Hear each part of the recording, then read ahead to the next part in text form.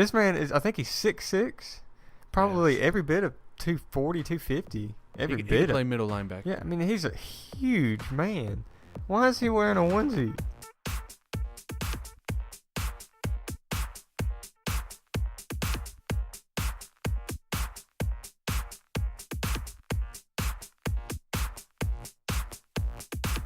Hey! And welcome to the Squad Life Podcast, the best thing since sweet tea. Hey. Tonight, I'm sitting here. I'm Spicy White. To my left is The one and only Cody Lewis. Well, there probably are more Cody Lewises out there, but the Cody Lewis for the Squad Life Podcast. You can find me on Facebook, Cody Lewis there, and Instagram, Cody_AA_Ron. And to my left is Brandon, and you can follow me on Twitter at Brandon_Ward13, or you can find me on Facebook. What's up, people? It's Camper here. I just wanted to plug in my Twitter. You can follow me at CamperCober. That's CamperKober, all one word. I think it's the same for Instagram. I don't post much there, so go ahead and follow me there, but probably won't notice yet. So, all right. So, did anything exciting happen this week? well, for me, this was my last week at my job because I'll be starting school in about another week and a half. So you're done? So I'm done at, Choctaw General Hospital in the rehab department. Today was my last day. And I wouldn't really say it was exciting. It was a little bit bittersweet. Almost shed a tear. But, So, you'll be moving out on your own? Yes, next weekend. You excited? I am excited. A little nervous? Mainly excited. Yeah. Maybe a little nervous, but mainly excited to be out on my own. Lone wolf. That'll be a little bittersweet, too. Really? Yeah. It was for you? Yeah. I mean, you're excited, but there's a little bit of an unknown there, so. Yeah. Yeah, something excited happened to me yesterday. Just a quick story. My wife and I were trying to help our son become potty trained. This was right before his bath time, so my wife was like, okay, I'm going to take his diaper off and bring his toilet to the living room, and we're going to try to teach him how to use the bathroom. Well, it's safe to say it didn't go very well.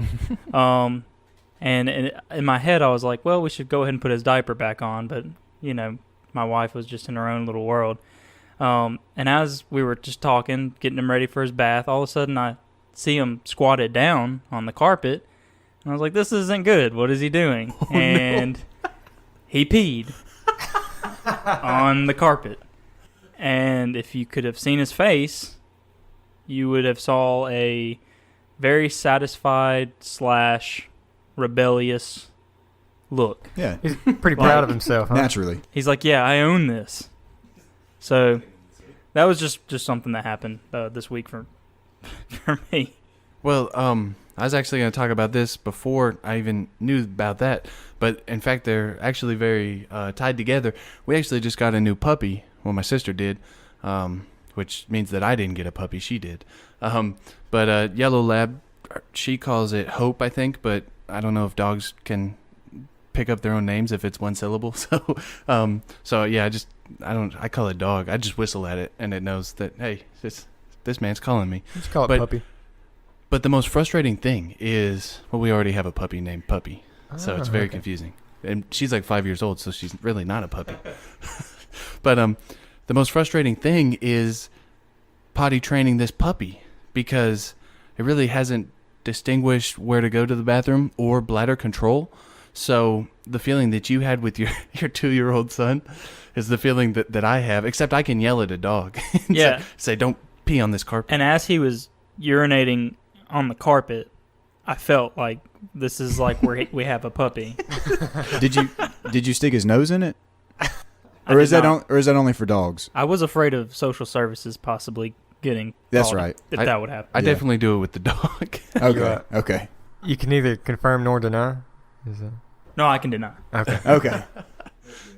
But yeah, it's been my week. Exciting playoff games. Shout out to the Golden State Warriors. Not looking like they can lose. I think they will drop one in San Antonio though. But exciting watching the Cavaliers finish up by 40 or 50 points tonight over the Celtics in Game 2 of that series. But real quick before we move on, just want to take a minute to tell you guys that we have officially started our first fundraiser, or I guess a campaign is a better word for that. If you are interested, if you're listening to this and you say, hey, I like the content, the podcast that these guys do, how can I support them monetarily? Well, we've actually got a few T-shirts that we've designed that, if that's your thing, there's actually a link on our website that we just dropped. You can go onto our Facebook page or our Twitter. We've got links to the campaigns there, and you can go check out the designs. The basic ones are $16 plus shipping, and then we've got a Season 1 exclusive for $19. But just want to plug that in before we get started.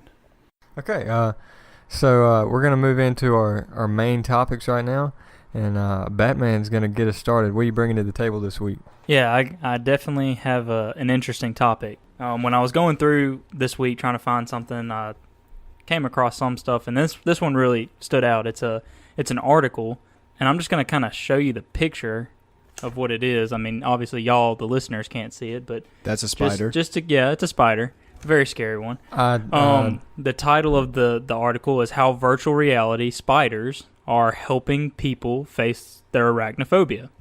No thanks. No, I don't want any part of that.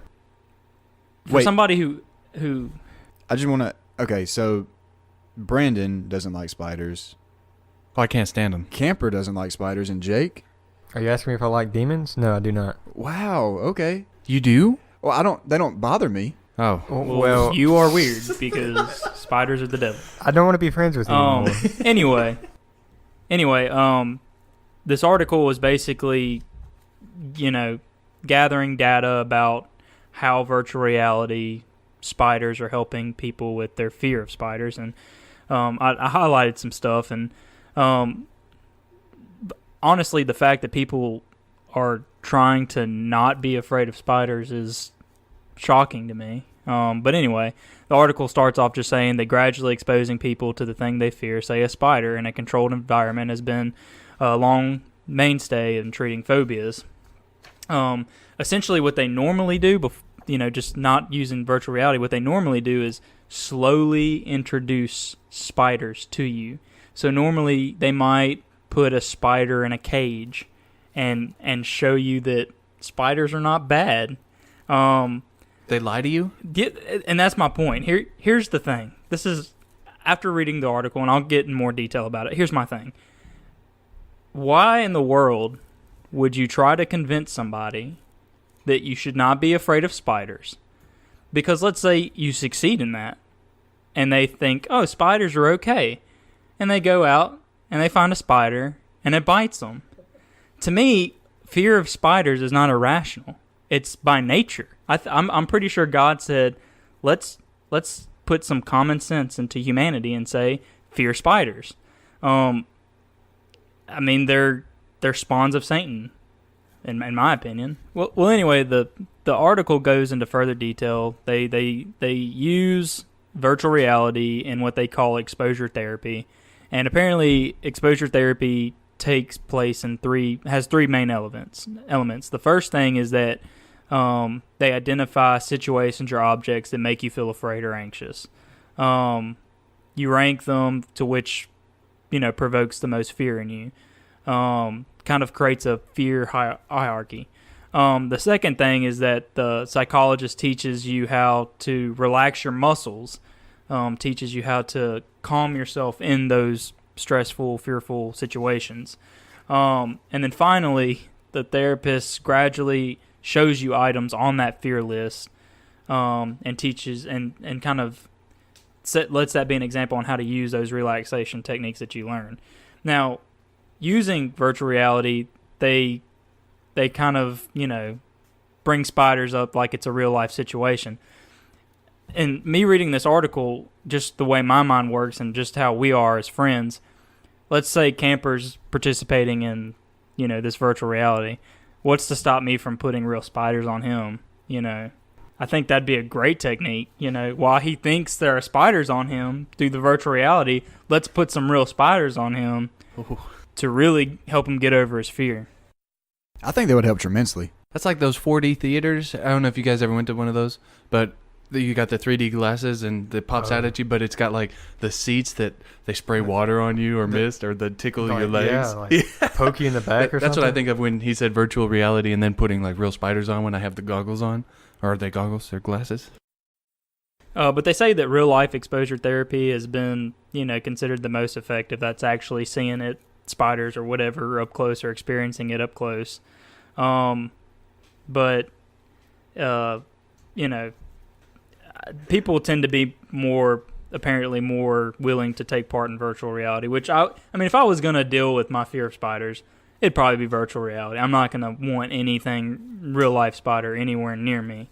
And they apparently say that it works. So my question to y'all, just to kind of spread out the topic, is what are some of the phobias that y'all have, and would you be willing to participate in some exposure therapy with VR or even real life experience? Start with you, Camper.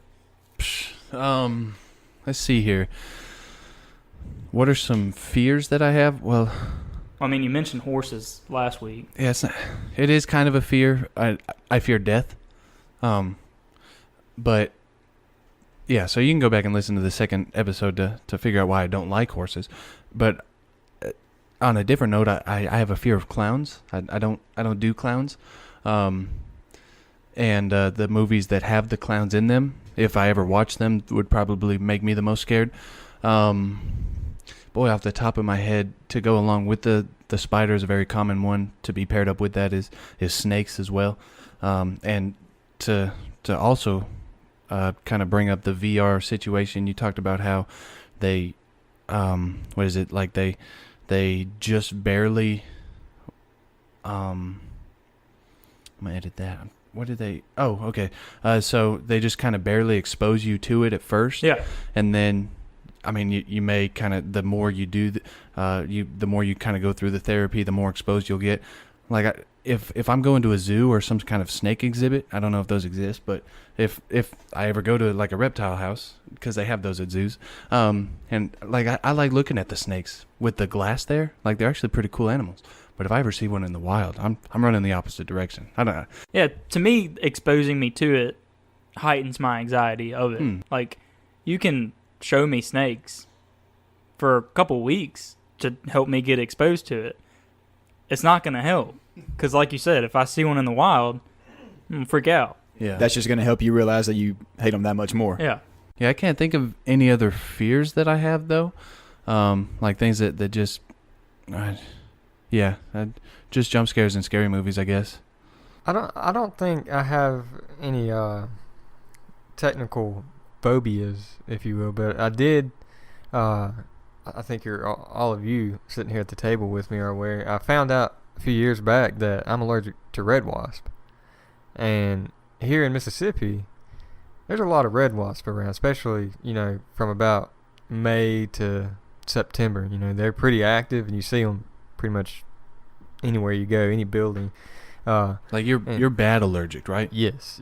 I didn't get stung the first time until I was 16. I'm sorry, and I got stung again a few years after that. I think it was like 2 years ago. Yeah, I think I knew you then. Foot. Yeah, and my foot stayed swollen, like horribly swollen. Like couldn't put a sock on it. It was so bad. And for several days, and I had to go to the doctor. Finally, my mom was like, "All right, we got to get you to the doctor because your foot's obviously going to stay swollen." But they ran some tests after that and found out that I was allergic to them. But that is a kind of something that I do have a fear. And being a carpenter, I'm around them a lot. I see them a lot, and I feel like I do a pretty good job of just keep on doing my job or doing whatever I'm doing and just kind of working as if they're not there, whether I'm golfing or whatever I'm doing. But it is always there in the back of my mind. I could get stung. There's a wasp right there. If I do something that makes it mad, he could sting me. They say that a reaction gets worse like each time. So I'd rather not get stung to find out how I react again. But that's kind of pretty much the only thing I'm really afraid of. And Brandon, I do not like a roach. I actually know that you do not like a roach because I've heard the sounds you give off when you see one. Not only the sounds, but the moves that I make when I see a roach. It's like Michael Jackson. Yes, Jake? Can I ask? Are you talking about like the big roaches? No, Or just a any regular roach in just a general? regular old house roach. Okay. I don't like the and big roaches. They kind of. I think I could handle a bigger roach, like the ones that we have, just running around the house. And let me tell y'all the story. I'm pretty sure that Brandon has heard this story. I don't know about Camper and Jake, and the rest of you out there listening. So sit back and relax and enjoy the story here. I don't remember when this was, but this was years ago. I was in my house.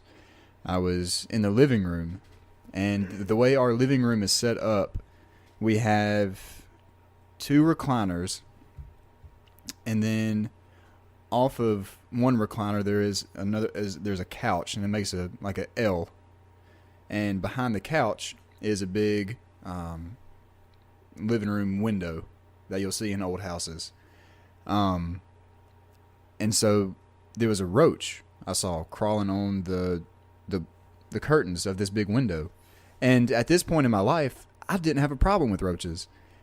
I thought that we were on good terms. Anyway, I'm just... This coming from the man that also said he is not completely uncomfortable with spiders. I feel kind of... Well, let me continue the story, and I'll...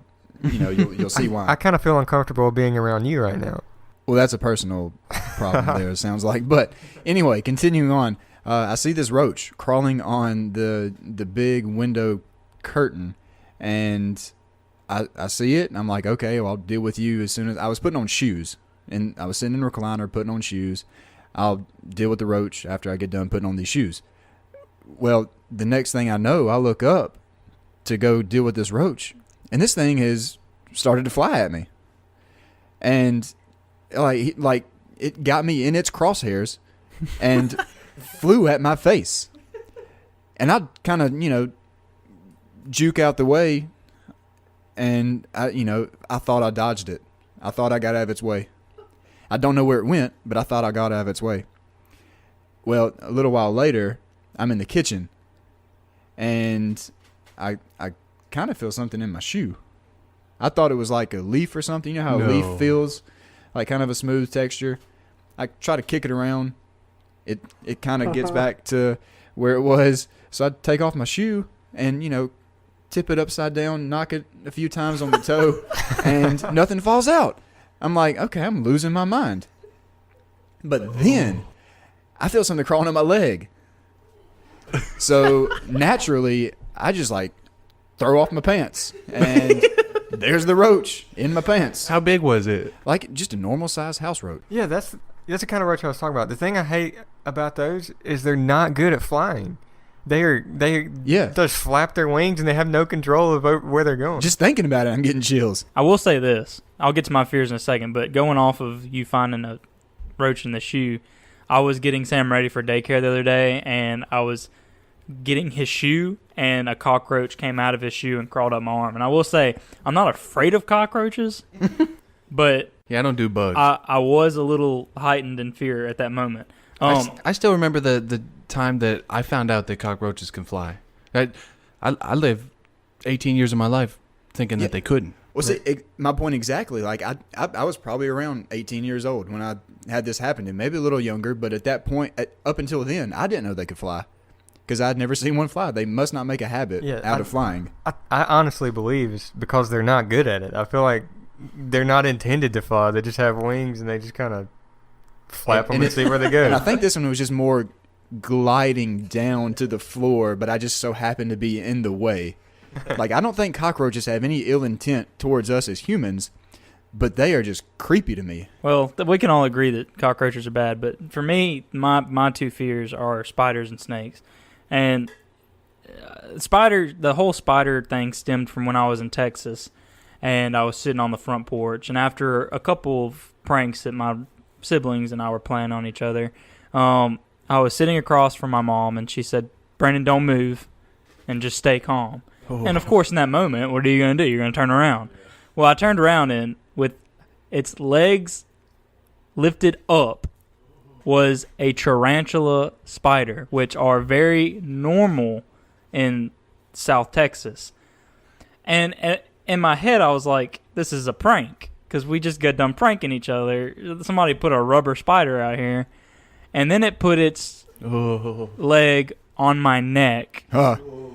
And I've never run so quickly in my entire life. So that just explains the fear that I have for spiders. Now, snakes, when I was younger, I used to catch snakes. Like, snakes were cool. Good old boy. I have had, and Camper knows all about this because I've told him every time I have one, but I've just had dreams about snakes lately. How many in the past 2 years? Over 20. That's ridiculous. Over 20. And just, I'm not going to go into a whole lot of detail on what it is, but there was one time that I had a dream that I just left the house and all over the yard were snakes. And even in the trees, they were just falling. I've even had dreams that I've been like bitten. So I'm afraid of snakes. That's not to say that I would not subject myself to exposure therapy of snakes. In fact, if I had enough support, I would be pushed to snakes. If y'all just went around making a hashtag Brandon hold a snake and I got enough responses, I would go to Petco and hold a snake. You are ridiculous. I would do that. I would never do that. Can I add one thing that I am very uncomfortable with? It's a mouse. Those things are extremely fast. I don't know if you know that, like, if you've ever had a mouse in your house.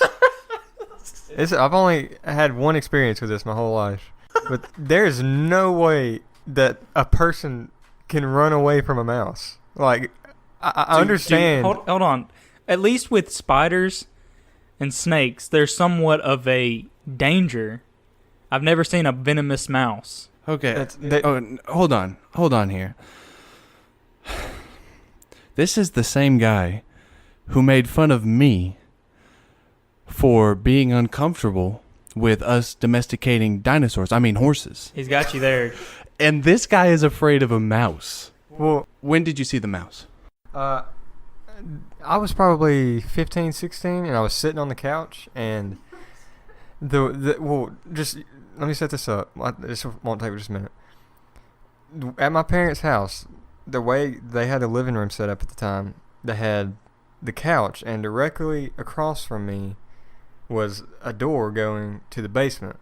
Mm-hmm. And what you've been there, you know what I'm talking about. And I was sitting on the couch watching TV, minding my own business, and out of the corner of my eye, I see something, just a flash, and then it goes back. And before I could even look, I was like, what in the world was that? And I kind of looked for a second, and I was like, what did I just see? And about 10, 15 seconds later, it does it again, and I see that it is a mouse, and it runs from underneath the basement door, underneath a recliner on the other side of the room, back underneath the basement door. And I'm not going to go into all the details because it would take forever, but me and that mouse had a pretty good chess match for a while until my dad got home, and because I wasn't sure how to handle the situation. He beat the thing to death with a broom. That was pretty neat, but okay, they're too fast for my liking. If you don't know me, I don't move very quickly. That's I only true. weigh This is 100. true. I only weigh 170 pounds, but I don't get around real quick. And a mouse just they kind of freak me out a little bit. Okay, just concluding the topic. Camper, VR with clowns, yes, no? Oh heck no! I don't understand the reason why people would want to overcome their fears, unless it's an irrational fear of like if you're afraid of Water. closed spaces. Yeah. Or horses. No, that's very rational distaste. Jake, VR with wasps or mouse, apparently. I think so. I think I could handle it. With the purpose of overcoming it. Yeah, I think I could do it. Okay, take VR out, like just real life exposure. Would you be okay with that? If I, took a mouse and put it on you, would you be okay with that? A mouse, probably. Red wasp. Okay, no. that's understandable. You're allergic. Cody, cockroaches, VR experience, yes, no? VR, yes. And look, my deal is with them, they just come out of nowhere, a roach. Like if there was a tank of them and my task was to like stick my hand in the tank, I could do that. Because Fear factor, $1 million. Would you submerge yourself in millions of cockroaches? I think yes. Because I'm going to them. It's when they come at me, I get freaked out. Okay, you don't know when they're coming in. You're just in a cage. You're making this really difficult. Okay. Still for $1 million? Yes. Okay. And I've already answered the question about the snakes. If I had some support, some hashtag or something going around, I just had people there supporting me, I could hold a snake. Not even going to talk about spiders in any context. That fear has been a long phobia there. Okay, so since you're married, real quickly, if you see a spider in the bathtub, if Debbie sees it, who kills it? Okay, we have an agreement. This was before I married her. We had this agreement. I will kill the cockroaches because that's her fear. She kills the spiders. So if there's a brown recluse, a black widow, she's got it. I'll get any size cockroach you want. I ain't touching no spider. I've killed a spider for Brandon before. He has, and I've killed a cockroach. You could just train Sam how to do it. I recommend getting spray because I discovered that spraying a wasp is very fulfilling. But I've started doing that with other bugs too, like a roach. There it is on the floor. Well, I could step on it, or I could just stay over here and just spray it. Real quick, I've actually, for spiders, what I do, and this I may get in trouble for this, I don't know, but I get a lighter and just catch them on fire. And I like the pop. I mean, it's their fault for existing. I just gave Brandon a high five because I have told several people that in my past, and they looked at me like I was some sort of serial killer. Okay, so what I've done in the past is I've gotten spray paint or bug spray, and I've sprayed them, and I took a lighter, Yeah. and I made flamethrower. Yes. See, me, Debbie, and another friend, when I first moved out on my own, there was a spider. Don't know what kind it was, but it was the size of the palm of your hand. Ooh. And we did that, and it still lived. We Nope. tried everything, and They're the spider demons. would not die. So you have to be careful. Let us know, for you listening, what your phobias are and whether or not you would be interested in doing some VR exposure therapy or even real life exposure therapy. Okay, so we're gonna move on to our next topic, and this is gonna be me. I'm gonna talk here for a minute about this. This is something that a year ago I didn't realize it was such a big controversy in the sports world.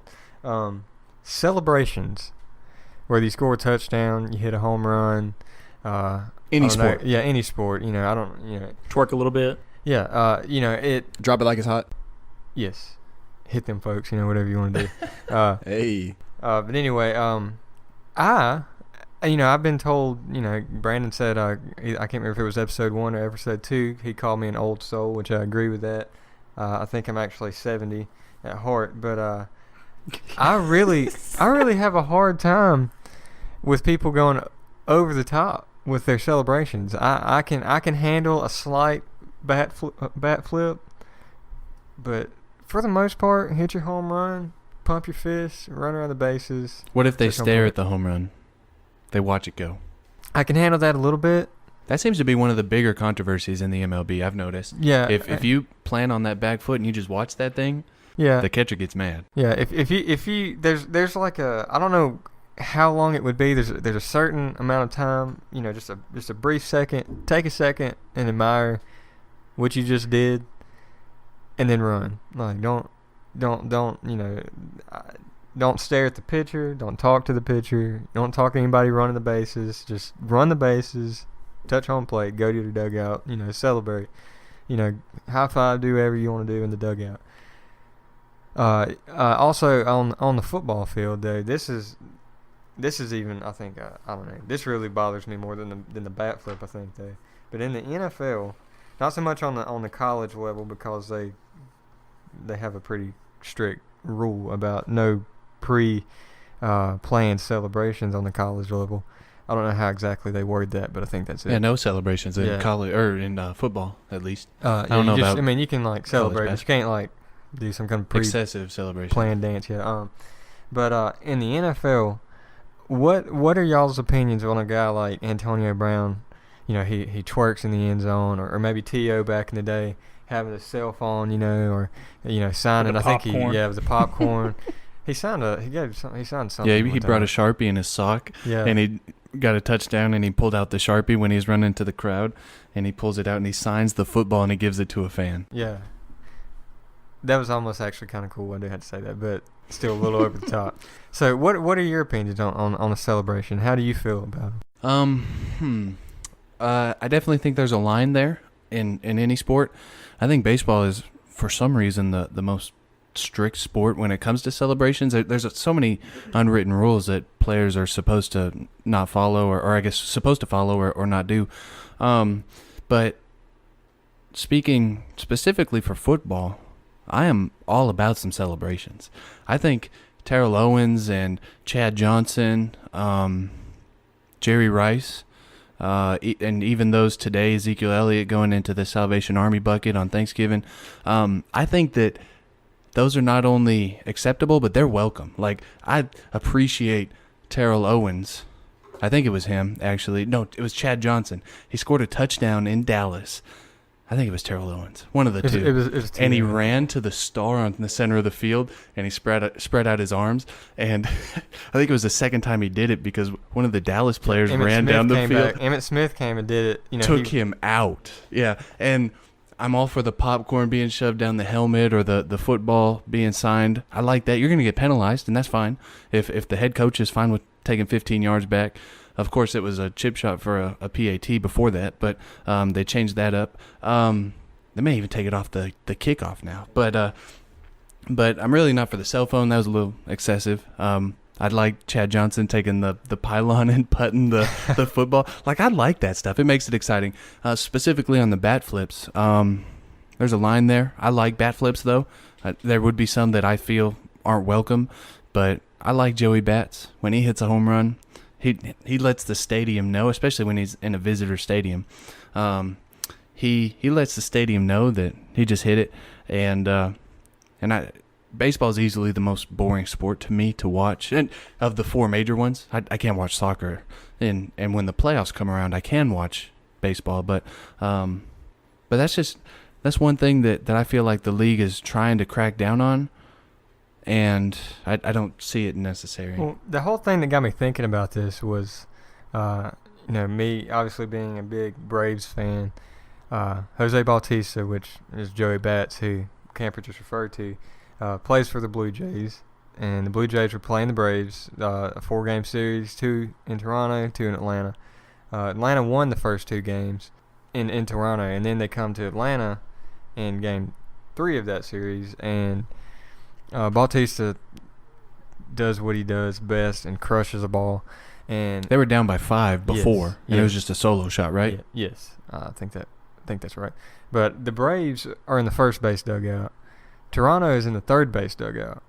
And this is what really irked me about it is when he hit the home run, he took just a second to, admire it. But then he didn't flip his bat back to the third base side. He didn't just kind of flip it a little bit to the first base side, but he wasn't throwing it directly at the dugout and on the first base side, the Braves dugout. But there was definitely, I feel like some, here's my bat, throwing it in the general direction of the dugout. I don't think he was trying to hit anybody or throw it in the dugout or at the dugout. I think he was just kind of throwing it that direction. And, that I have a hard time, I just feel like that's just kind of poking the bear or something there, and he ended up getting hit with a fastball the next night, which I was kind of happy to see that. But what do y'all feel about celebrations in sports? I think there's a defense and support. Support for it at the same time. Like you said, I like celebrations personally. I think they can get out of hand quick, and I can see why leagues like the NFL can be concerned. Just for the young people that are watching them.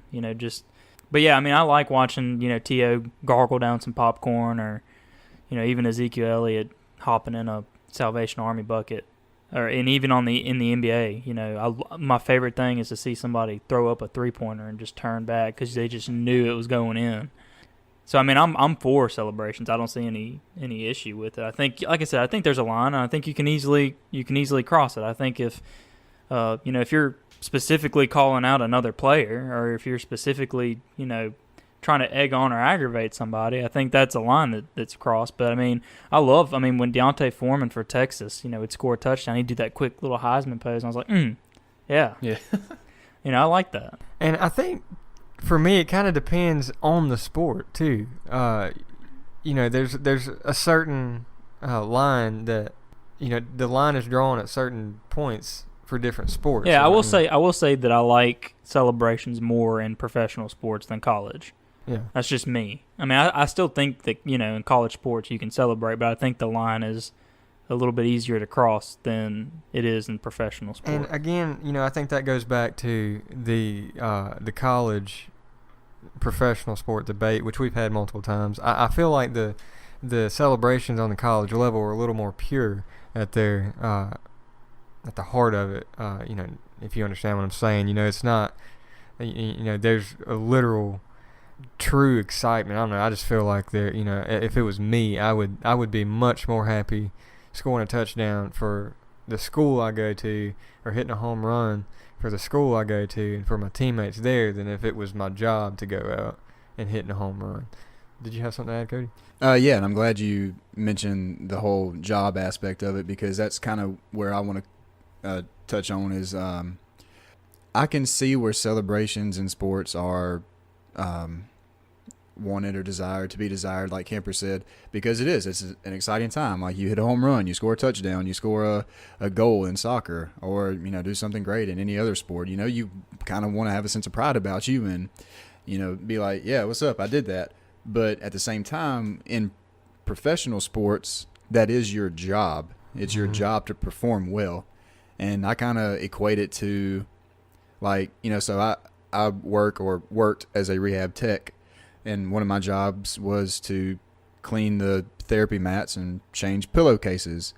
I feel like if I decided to do a cartwheel down the middle of the therapy floor for cleaning a mat and changing pillowcases, people would look at me like I'm really weird. Okay, so I don't understand your argument, because sports in of itself is entertainment. Rehab therapy is not entertainment. So even if you are getting paid and it is your job in professional sports, the revenue that sport brings in is directly related to how much fun the fans are having. And I think celebrations add to the experience of the fan. And not only does it add to the experience, but it motivates the players themselves to see. Like, I love when a running back scores a touchdown, like Ezekiel Elliott, and then he turns around and celebrates with his linemen. Like, that pump you up. Like, it's a motivational tool. I will say that if any one of the four of us was in a professional sport and we did something good, we would all be celebrating, and we would have some wacky celebration tactics. I will say, I feel like I think you've probably all heard the phrase that I think it was Bear Bryant that made it so popular, or who said it. But he said that when you score a touchdown, act like you've been there before. That was back in the day. Football was a little more smash mouth. But to me, if I was playing, I know as a fan, I've seen players do this, and what really gets under my skin is if a player scores a touchdown and does no celebration, just turns around and walks off like he didn't even, like it wasn't even difficult. Well, someone actually did that this year. I think it was Odell Beckham. The league has really been cracking down on TD celebrations. Yeah. And I think he scored a touchdown, and he walked like a robot to hand the ball to the referee. He walked like a robot out of the end zone again, which speaks to the fact that there really isn't much creative freedom anymore to express the joy that you get when you do something well for your team. Yeah. Well, I just wanted to say, I'm not saying, don't celebrate, but Brandon, I think you said it can get excessive. It can cross the line. There's definitely a line. There's always a line. Right. I can appreciate like a fist pump, or like I don't know, whatever you want to do, a shout for excitement. But so twerking crosses the line. Well, I don't think anybody should twerk. First off, much less a grown man playing football. But I don't know.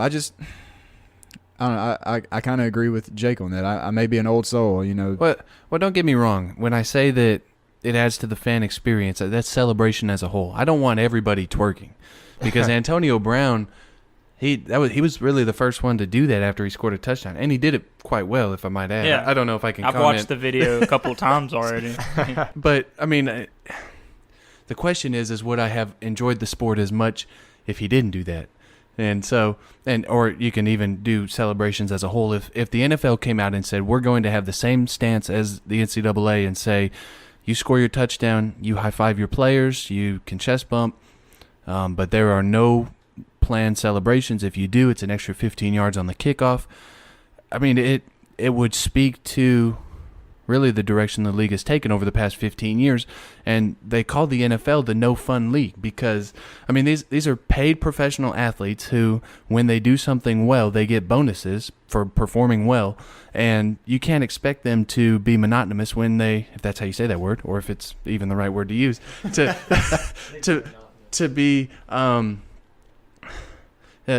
be almost not excited when they do something well, and to say, oh, well, they can give high fives, or oh, they can chest bump their players. It's like, yeah, but I mean, I live for the days when Chad Johnson hit the football like it was a golf ball with a pylon.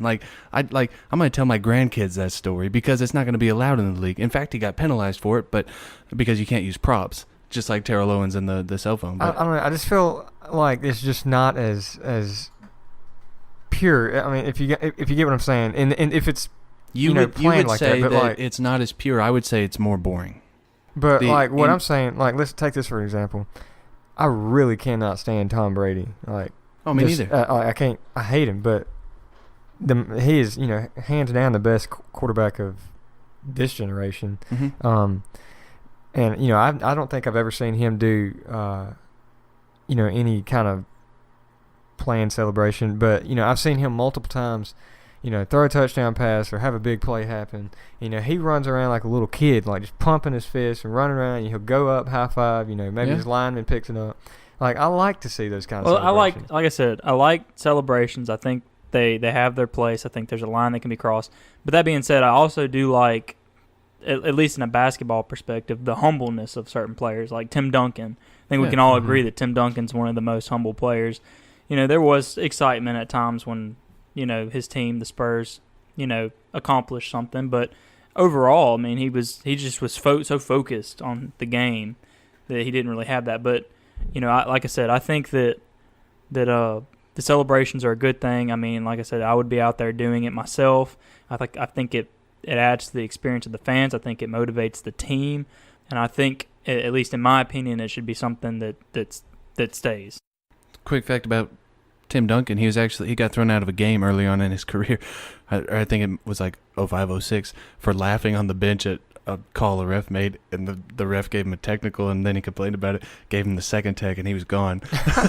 But anyway, just to finish off my portion of or I guess my perspective on this is that celebrations are good, and I'm for celebrations, but like I said, I don't want everyone to have an excessive celebration. I want the Chad Johnsons and the Terrell Owens and the Ezekiel Elliott's, even though those really aren't compared, the Randy Moss, when he mooned Lambeau Field, when he scored the touchdown, of course he got penalized for it, but like I said, they made a song about it, and I'm going to show my kids that song when I have kids. So that is to say, I don't want everyone mooning Lambeau Field, but the players that do that, I appreciate it. And if they outlawed that, then it's just not as fun. Well, if this is something that you have a stance on, if you have an opinion on, be sure to comment, talk about it on Twitter, add us, do whatever you want to do. Tell us how you feel about it. Tell us what you think about celebrations on the in the NFL, in the MLB, and any college sport. Let us know how you feel about that. But right now we're going to head into my favorite segment of each week. It's going to be Awkward Cody. Thanks, man. I appreciate that. So let's get started. In this week's edition of Awkward Cody, I will be recapping actually what transpired yesterday and into yesterday evening. And I would like to call this, like if I could give it a subtitle, I would call it Director's Cut. And hopefully that will be explained in the telling of the story. So, like I mentioned, my last day at the hospital was today. Well, our rehab director is also leaving. He will be gone in another week and a half, at the end of May. And so we decided we wanted to do something really special for him. Well, he and his wife really enjoy going to the Brick House, and it's called the Brick House Boutique because they have craft beers on tap, and they do karaoke on Thursdays, and that's what they really enjoy, is going to, enjoy a beer, maybe a burger, and doing some karaoke on Thursdays. And so we decided we would join them one Thursday, eventually, but we never did. He would always invite us, but we just never really got up together and went with them to enjoy this karaoke that they like. And so we decided to surprise them this week, just because this was the week that everybody could get together and enjoy the Brick House Boutique. Anyway, we were trying to keep it a secret from him, and we were doing really well. We went about 2 weeks without any kind of, letting the cat out of the bag, spilling the beans, whatever you want to call it, until yesterday. And thankfully, he didn't pick up on it. And I give all that backstory to say I didn't slip up. I was not the awkward guy that caused this, but I was put into the situation where I had to kind of think on my feet and almost make it awkward. So we were in the therapy office, and first off, one of the physical therapy assistants was trying to give me lessons on spitting game to young single ladies, that's kind of awkward in and of itself. But the rehab director just happened to be in the office, kind of listening in on that conversation, and he was getting up to walk out of the office, and right before he crossed the threshold to the door, this PTA that was giving me game advice said, "Yeah, so Cody, if there happen to be any single girls there tonight, I want to hear you spit some game." And the director was like, "What? Where are we going tonight?" Oh. Again, we were trying to keep this a secret. And a few seconds go by, like just dead silence. And then this PTA, she says, "Oh, graduation. Aren't you going to graduation tonight?" That's a good recovery. Yeah, she recovered really well. And I was like, no, that was Tuesday. I don't think I'm going to go to any graduations tonight. And so we kind of got off on that tangent with the director. So crisis averted. Hopefully, at this point, I'm thinking, we were all glad that we were able to kind of skirt around that. Well, before he clocks out for the day, he corners me and was like, "So, Cody, you're not doing any kind of partying tonight? You're really not?" And I'm like, "Oh, man, here we go again. Got to think on my feet." That's like Michael Scott. Yeah. He's Michael Scott in you right now. Yeah, basically. And so I tell him, "No, maybe this weekend as like a last week going away party type deal." And just to kind of further get him away from that topic, he's a big cyclist. He likes to ride bicycles. And so I asked him, "So you gonna try to ride this evening?" And he says, "No, not tonight. I think I'm just gonna skip tonight." So all that to say, I was placed in the awkward position of trying to dig like this PTA out of the hole that she created for herself. Like it was, but the good news is we all got to the Brick House Boutique, and he was pleasantly surprised. He had no idea. So that's this week's edition of Awkward Cody. I'm glad you were able to think on your feet and not make it too awkward. Right. But it was almost like I was placed into the awkward situation by someone else. You were forced there. You didn't force yourself there. Right. This time. Sometimes I find the awkward situations, and sometimes they find me. So our next topic, I think we're going to go to Brandon. Yeah. And I will be doing some reviewing finally. The first thing that I want to review, Injustice 2 just came out. Ooh. I think it was Tuesday. What's that for the people? For the people who don't know, Injustice 2 is the sequel game to Injustice Gods Among Us, which is the DC Universe fighting game. You got hero versus hero, and you just go smack each other. Yeah. Thank you for explaining that, because I had no idea what you were talking about. I could tell you were giving me the Jake look. Anyway, I bought it the second I had a free chance to from GameStop, and played it immediately. Actually, I didn't play it immediately. I cleaned the house. Then I played it. And it is a great game. Like, story-wise, I've covered every aspect of the game, like, within a day. I covered the story mode. I haven't beat it. I'm just saying I covered it. I covered the story mode. There's a multiverse mode that's pretty extensive. There's a lot of skins you can do for each hero and a lot of stuff you can unlock. It goes so much more into detail than the very first one did. So I don't normally give games like a high review, but instead of giving it an A ward, I'm going to give it a B ward, and I'm going to give it a 9 out of 10 because it's for anybody who loves DC, you will fall in love with this game. If you do not love DC, you will still fall in love with this game because you get to see Batman and Flash beat the crap out of each other. You can see Darkseid and Brainiac, who are two classic, DC villains, have it out. And real quick, just because I wanted to do a movie review too, I'm late, but I did it. I've finally seen Guardians of the Galaxy 2. Without me? Without you. And because nobody is good at communicating at this table for setting dates like this. Me and Cody are going to go watch it. We're the only ones I'll go see it with you. I mean, I'll usually see movies like this twice before I make a review, but because I don't want to be another week late, I'm going to go ahead and do it.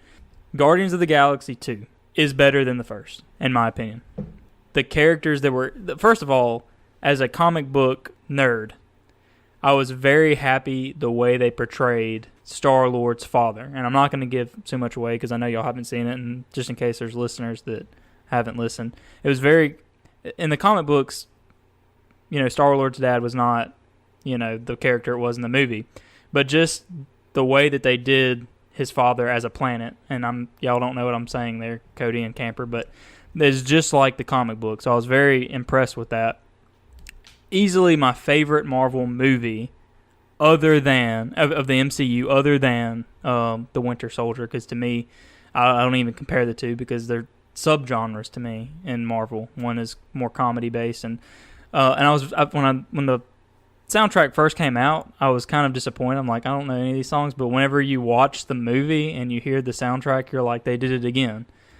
James Gunn is a master director, and the cast was really good. So if you have not seen Guardians of the Galaxy Volume 2, go see it. If I'm going to give it a, some type of score, I would give it a 7.9 out of 10. It's very good. If for no other reason, I think you should go see it just for Baby Groot. I wouldn't say that. I love there was some, he was good, but there were some just story-wise, I really appreciated the content of it. So I love Baby Groot. But that is the reviews for this week. So if you have not played Injustice 2, please do that. And if you have not seen Guardians of the Galaxy Volume 2, like Cody and Camper, please do that. Also invite your friends. Also actually communicate and make plans. All right, we're going to go to one of my topics here. Something kind of frustrating me the last few weeks as, we're getting into the summer months. Football season's coming back around here pretty soon. I love college football, and this is the most frustrating part of the year to me. Is it's so close, but it's so far away at the same time. But through most of the off season, I know Brandon, you're obviously a Texas fan. Probably not keeping up a whole lot with the SEC. But, Hook 'em. Camper, you're a Florida fan, Mm-hmm. not quite as diehard of a Florida fan as I am a State fan. Cody, pretty big State fan. Hail State. Sorry, I don't think you're quite as hardcore as I am, but I agree with that. I think I'm more hardcore Texas than you are State, or Okay. at least equal. That's a different topic for a different time. I think you're wrong. You're but wrong. Anyway, one thing that's frustrated me over the last few weeks, reading these different articles, just off-season summer articles, several things I've seen from several different writers have talked about obviously your best returning quarterbacks in the SEC. And Nick Fitzgerald is Mississippi State's returning quarterback. Probably will be the starter. Regardless I would not expect a 5-star true freshman to play behind a pretty well established starter quarterback. But anyway, most most of your sports commentators or writers either have Nick Fitzgerald as the best returning quarterback in the SEC, or he's like at the bottom. And I'm very confused as to why. I mean, obviously he struggled a little bit with his arm, but the dude can run like, nobody's business. And but we saw his arm start to improve there towards the end of the season. Dan Mullen obviously has a pretty good track record of making some quarterbacks out of guys that sometimes they don't. Tim Tebow should not have been a good quarterback, but he isn't. Yeah, he was in college. Yeah. I mean, but with a guy that with such terrible form, typically shouldn't have success, but he was able to find some. He was able to take Dak Prescott and teach him how to be, in my opinion, a great quarterback. He's got some growing to do to succeed in the NFL, but at the college level, pretty much one of the best in the game when he was there. But why do you think there's such a big gap? Why do you think I'm fine with a guy being 1 to like 3 or like 14 to 12, but why 1 or 14? Why is there such a big jump there? How good a returning quarterback is, especially one like him. He came out the bench last year. Who was starting for Mississippi State last year? He started. Oh, did he? Yeah. Okay. Yeah, him and Damian Williams kind of went back and forth on. Yeah, Fitzgerald started game 1. Fitzgerald did pretty well pick up and carry the team from there. But. Okay. And I think I didn't keep up with him, because there's enough State fans to tell me how he did. He was pretty good. But everything I hear from State fans is that he hasn't reached his potential, which if a quarterback never reaches his potential, I don't know if it's really a potential or just an optimistic ceiling that he never reaches. But I don't know. It's hard to tell, especially in today's evolving football where, it's pretty much they're in college, you're looking for a dual threat, someone who can run and pass. And then if you get down in games, you're going to have to throw the long ball, and some quarterbacks are just prone to more interceptions. I don't know how many interceptions he had, but I don't know. So it's hard to tell from a team that went 7 – did they go 7-6 or 6 and 7? They finished 6 and 7? Yeah, it's hard to tell. I don't know enough to give him a ranking myself. I wouldn't say he's towards the bottom, though. Yeah, and he was just a sophomore, so you really don't know what you're going to get. Yeah. But I don't, like you said, I'm not really a follower of SEC football. I'm pretty much only stay exclusively my ear to the ground for Texas stuff. But if I'm looking at a returning quarterback, you said that he's good with his feet. Well, when I'm looking at how good a quarterback is what happens when a defense exposes the weakness to what they're good at. So basically, what happens when a defense shuts him down on the run? What can he do? And you said that he got better as the season progressed with his arm, but I just think it's too early to make a distinction about him. I wouldn't have him at the top, and I definitely wouldn't have him at the bottom just from what I've seen. My wife's a State fan, so I did watch the games that he played in, but I wouldn't agree with either side. I would see, from a personal perspective, I would see him somewhere maybe in the middle. But it's probably just because, you just haven't seen a whole lot of him, and when you started to see him progress, you have some, at least some basis that he's getting better. But I don't think he is the best returner. I think Georgia's quarterback, which I can't even think of his name right now, he's a much better rounded off quarterback. But I definitely don't think he should be at the bottom. But I just was very confused, and he's still confused about why there's such a big gap. Since you're really the only one that, Cody's obviously a State fan, but I imagine you've read more articles throughout this offseason. Don't give me any other answer than just a number. How many wins does State win this year? 8. No bowl game. No bowl game. 8. Okay. You could win. You could see 10. Things got to go right, but 8. I can't see 10. Anything else on that topic? No, that's pretty much it.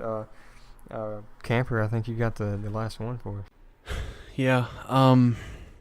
So for my segment, each week what I do is bring something to the table that I can't stand. Last week was horses. This time, I can't stand Cam Newton. And I mean, sometimes you guys will agree with me, and I feel like this one should be all in agreement. There's a lot about Cam Newton I don't like. First off is that he is a division rival of my favorite team, the Atlanta Falcons. Shout out. But and short of about 14 games the season before last, he really hasn't been that spectacular. He went first overall the draft. He was taken first. But my hate on him isn't sports related. He can suck for all I care. In fact, I want him to suck. But his fashion is something that I just can't stand. And you want to know why I'm bringing this up right now? Is because a few weeks ago, he was actually, no, I think it was 2 or 3 weeks ago, which isn't as much as I previously thought, he was in a picture where he was just dressed so ridiculous. And this man has a history of ridiculous dressing, like a foxtail out of his pocket, dressed up in like spazzy suits. Like if you can rock a spazzy suit, do that. But this man has like one of those, like a fedora with a 4-foot-long feather on one side. like this guy, he's kind of like Russell Westbrook. He's trying to change the game, but I don't hate Russell Westbrook for his fashion. I just let him stay in his own lane for that. But Cam Newton, I just can't stand. And the reason why I'm bringing this up is because in the picture from 2 or 3 weeks ago, he is shown walking down an aisle of cars. I don't know if it was for some event or not, but he was wearing this attire where it's a one piece, and I'm gonna get there soon. But the legs stop mid thigh. It's connected, and the thing that they've started to come out now in the past few days. If you're listening to this, it's probably a week old, but the rompers that you're hearing about. And if you don't know what a romper is, I want to tell you to look it up, but at the same time, I want to save you the trouble. These things, picture a child's onesie. It's a baby. It's a baby outfit. Yeah, cut off the legs mid-thigh, and not long arms, like the arms stop mid-arm. But this guy is wearing this, and not only that, but his beard, not beard hair, chin hair. Yeah, goatee. That didn't start from the lip, but it was on the chin. I don't know if that's still a goatee. I don't know. It was like highlighted, like it wasn't all blonde, it wasn't all dark either. There's some kind of mix there. No. Yes. Oh, no, you got to go back and look at the picture, man. But this he's wearing a romper. When I saw the picture, I was like, surely this guy can't be dressed like this. Surely. And then let alone a few weeks later, this new Kickstarter for these rompers come out. And this Kickstarter happened 3 or 4 days ago from the time of this recording. And I think they were trying to raise $13,000 or something like that. If you know, mention us on Twitter or something. You want to know how much this raised within 24 hours? Not really. More than that. $70,000. That's... For some reason, people thought that this was a good idea, and I think it was. I don't even think they hit 4 digits on the amount of supporters. Like people supported them a lot, and trying to bring this up. Spicy's actually looking up the picture. Zoom in on his face. Tell me about his goatee real quick. Yeah. Starting, at more. There's more than one picture. Yeah, at his chin, it's dark like normal facial hair, but down at the tip, it's blonde. See, picture Odell Beckham's hair on the tip of his chin. Yeah, that's the picture I saw. Oh. Zoom out. Let me see the romper real quick. I need some inspiration for this. Okay, so this man, his romper, his sleeves are rolled up. One sleeve is rolled up halfway down his arm. The other one is to his wrist. And the shorts, you can see half his thigh. I don't like Cam Newton, and I can't stand his fashion. And the fact that, and he did it with the dabbing, and the dab like caught fire in 13-year-olds across the nation, and it's just now, like, people are still trying to do it, but I mean, it's just now dying. But he's trying to do it with fashion too, and it drives me crazy. Cody, I think you had something to say. Well, I just want to make something clear that not only is it a romper, they're called male rompers. Which implies that these things are meant for females. Like, and this has been, I mean, I've seen a lot of girls here recently wearing these rompers, but just the fact that they have to make the distinction that these are now for men, Right. is it should be clear that men should not be wearing these. Yeah. That's First of all, I think the fashion is just that itself. The idea of a man wearing basically a onesie is ridiculous. it is. But a whole nother thing, Cam Newton is a giant. He has no business wearing a onesie. This man is, I think he's 6'6", probably every bit of 240, 250. Every He bit can play of. middle linebacker. Yeah, I mean, he's a huge man. Why is he wearing a onesie? Oh, this is, and then the Odell Beckham goatee. That's really I may say something here, and I may get a lot of flack for it, but screw it, I'm going to say it anyway. These male rompers will be known for in Oxford, Mississippi. yes. I'm going to call that I right. agree. I'm going to call it right now. Whenever football season starts, you will see a bunch of Ole Miss fans wearing these male rompers. So just, I'm right about this, I know. Yep. As for Cam Newton, I will say it felt good when my Broncos destroyed their Carolina Panthers in the Super Bowl 50. So Yes. Von Miller and him got very well acquainted. It's great. So that's all I got. That's all. I want to quit talking about him. We're done talking about I Cam Newton. want to say real quick, I'm really glad you said that about the romper being a thing in Oxford, because I can see the powder blue romper now with their silly little loafers. So if you're an Ole Miss fan, I'm not even scared of you. I wouldn't wear say what you anything want. inspired by a baby. No. I mean, I'm not surprised. I mean, look at the world we live in. I mean, if they want to wear baby clothes, let them wear baby clothes. But people, my point is that people retweeted the picture to show that he's just got a bad taste in clothes, and I see the facial hair, and I say, there's much more wrong with this guy. Yeah. People don't talk about him enough. At least Russell Westbrook, he has experience in fashion. He participates actively in the fashion shows and all that kind of stuff. And I don't think Russell Westbrook would ever wear a romper. I think he does. I don't think he does. Okay. I could see it, but Well, we're documenting this right now for the 2017-2018 season. If Russell Westbrook does wear a romper, we want you to add us on Twitter with a picture of it and say Camper's right. If he doesn't, at the end of the season, hashtag Brandon right. and if Mississippi State wins 10 games, this is also Steph Curry will finally hit puberty before Russell Westbrook wears a romper. I call that. So hashtag Brandon's right. All right, we're gonna start winding this thing down. It's been a good one. This has, I feel like we're starting to hit a little bit of a groove. I hope you're enjoying it. This is just the beginning of this. But we're gonna jump into any plugs. Anybody got any plugs? Cody. Yes. Everybody pointed at me, so that means I'm supposed to go first. I would like to plug something that I think all of us are familiar with, or at least checked out in the past. And if you watched the Facebook Live video, you got a glimpse of the shirt that I'm wearing. The shirt that I'm wearing says "Porn Kills Love" in big bold letters, and I got this T-shirt from a place called FightTheNewDrug.org. And what they're all about is spreading the word that pornography is, just from the title of the website, is like a drug. It does have similar effects on the brain that drugs do. And they're just about spreading the information, spreading the knowledge that, pornography is bad for you and bad for the people around you, that it directly influences sex trafficking. So I just want to plug them and what they do. So check them out at FightTheNewDrug.org. Oh, yeah. This week I'm going to plug in Hans Zimmer. He is the master of cinematic composing. He is. I listen to him when I clean. I listen to him when I study. I listen to him when I'm just bored. He's done great scoring from everything from, Inception and The Lion King and Gladiator, and he's just The Dark Knight. The Dark Knight. He's done pretty much anything you've liked when it comes to movie scores. He's done.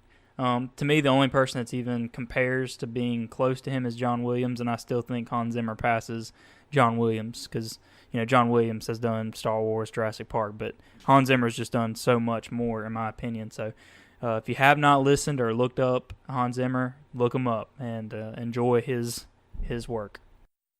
Yeah.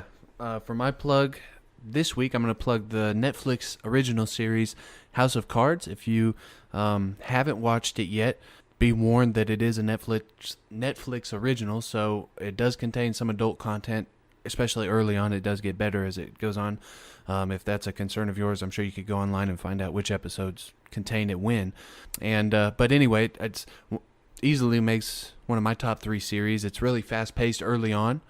Kevin Spacey is he plays Frank Underwood, the main character.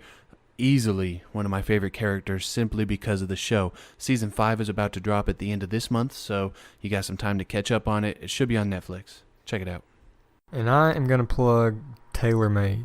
I love to golf. A couple years back, I got a TaylorMade driver. Just now got to where I'm hitting it. I had a mental block, but I've started hitting it, and I love it. I hated it when I first got it because I couldn't hit it well. But now I'm starting to figure it out, and I'm really starting to see, the benefit of a TaylorMade driver. So I've never used any irons or anything like that of theirs, but I do have a TaylorMade driver, and I'm gonna plug TaylorMade. Okay. So I hope you've enjoyed this episode. Got a few things to finish off with. Yeah, so if you liked this episode and the previous episodes, go ahead and subscribe on iTunes and Google Play. And if you don't mind, just writing a review, letting us know what you think. That helps us out a lot. Also, be looking out this Thursday. Our first blog just got released this past Thursday by Cody Lewis. We're going to start releasing those each and every Thursday, so be looking out this Thursday for a blog post that I personally will be writing. As far as my advice for you is, we actually launched our first T-shirt fundraiser or campaign. I mentioned it at the beginning of the episode. Just want to plug it in again. We've got links to our campaigns on our website. That's squadforlife.com, spelled exactly how it sounds, all one word.com. There's a store tab there, and that's where you actually find our blogs and everything as well. But we got a store tab. It'll link you directly to our campaigns. Those will go on for, by the time you listen to this, just under 2 weeks, and check out the designs we have there. Before I give it back to Spicy, I told you guys in the first episode that if you left a review for us, we're going to pick our favorite one and give you guys a shout out. And this first one, the one that we got, actually it was before our recording of our second podcast. I just didn't see it. But our first one is the guy, his tagline is on fire for God, and he gave us 5 stars, and he says, "These guys are awesome, funny, creative, interesting, and everything else you can think of in one podcast. These guys are going places." We want to thank you, and that's what I got to say. Spicy. That's going to pretty much wrap us up this week. It's been fun. I hope I said this already, but I hope you're enjoying what we're doing here. I know I'm having fun. I think I speak for all 4 of us when I say that, but ready to get back at it. We'll see y'all next week. See ya!